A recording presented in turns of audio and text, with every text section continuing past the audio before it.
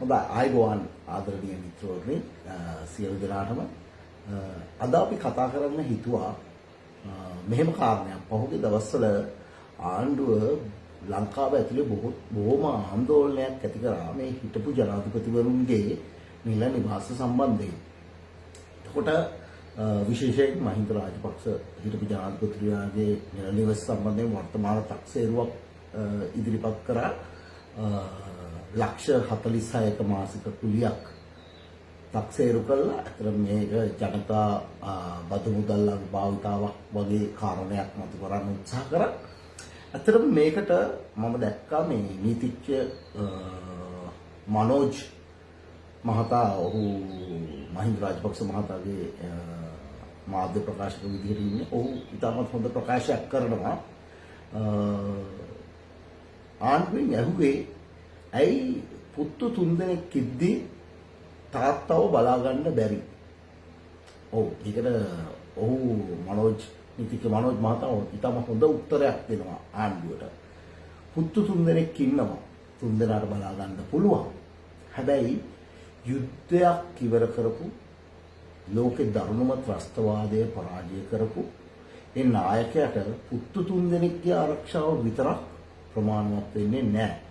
ඔහුට අවශ්‍ය වෙනවා ඇත්තටම යම්කිසි හමුදා ආරක්ෂාවක්. ඉතින් ඒකින්ද තමයි රජයේ විශේෂ ආරක්ෂක වැඩපිළිවෙලක් යටතේ ඔහු සිටී යුත්තේ කියන කාරණය ඔහු මතු කරා. ඇත්තටම රජය ඔහුගේ නිල නිවාස සම්බන්ධයෙන් ප්‍රශ්නයක් මතු කරාට ඇත්තටම රජයට මේ වන විටත් හැකියාවක් ලැබිලා නැහැ.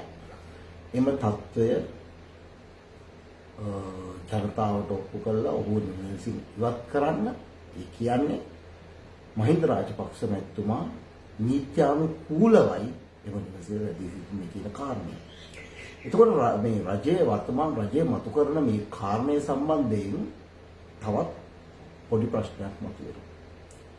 හොඳයි මහින්ද රාජපක්ෂ මැතිතුමා ඊළඟට ප්‍රේමදාස ආර්යාව චන්ද්‍රිකා කුමාරතුංග මැතිණිය ඊළඟට මෛත්‍රීපාල සිරිසේන මැතිතුමා මොවුන් හිටපු ජනාධිපතිවරු ජනාධිපති ආර්යාවන් යම්කිසි ජනතාවක් බලය ලබා දී ඒ බලය මත ලැබුණු වරප්‍රසාදයක් භුක්ති විඳින පිරිසක්. එතකොට මම අහන්න කැමති ජනතා විමුක්ති පෙරමුණේ නිර්මාතෘ රෝහණ විජේවීර මැතිතුමාගේ අපි විජේවීර සහෝදරයා කියලා. රෝහණ විජේවීර සහෝදරයාගේ පවුලම මම හිතන්නේ 1988 ඔහු ඝාතනය වුණා සමගම එතෙන් සිට මේ දක්වා නඩත්තු වෙන්නේ ජනතාවගේ බදු මුදලින්. මේකට හේතුව රජයට ප්‍රකාශ කරන්න පුළුවන්. අඩුම ගානේ වර්තමානයේ ලංකාවේ සිටින ධනවත්ම පක්ෂයේ විදිහට පක්ෂයේ නිර්මාතෘවරයාගේ පවුලවත් බලා ගන්න බැරි වෙච්ච පක්ෂයක් අද රටට ඇවිල්ලා කියනවා ජනතා බලයෙන් පත් කරපු ජනාධිපතිවරුන්ගේ ලබාගත් වරප්‍රසාදයක් සම්බන්ධයෙන්. ඇත්තටම මේක ඉතාමත් සෝචනීය කාරණයක්. මොවුන් ආවේ මොකක් කියලාද බලයට? ඇත්තටම අද මොවුන් කරන්නේ මොකක්ද?